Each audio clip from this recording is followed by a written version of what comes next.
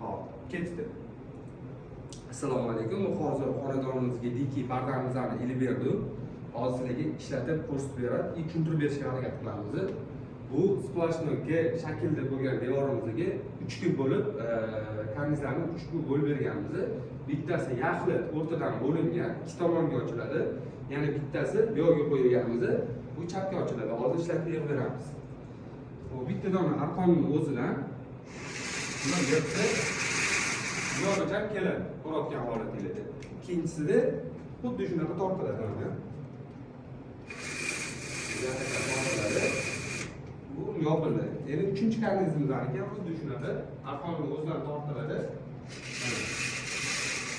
Yig'iladi. Hozirgi holatida bo'ldi, har bitta sklatkasida o'zini setkalari bor, ko'rayotgan bo'lsangiz. Hozir kechqurungi holat, ya'ni yorug' tushmaydi. Shuning uchun ko'rinmayapti. Bu yerda hozir dev holatida quyosh nur o'tib turadi. Buni funksiyasini ishlatdingizda, ya'ni shu zanjir soqsi o'ngga chapga bo'ladi, chapga bo'lganning hisobiga quyosh umuman o'tmaydi. Mana qo'lingizda qanday paytda o'chib bo'ladi. Bu yoqdan ham xuddi shunaqa yoqib qo'ysangiz bo'ladi. Splashni bu yoqqa qilamiz. Buni bu yoqqa qilib turib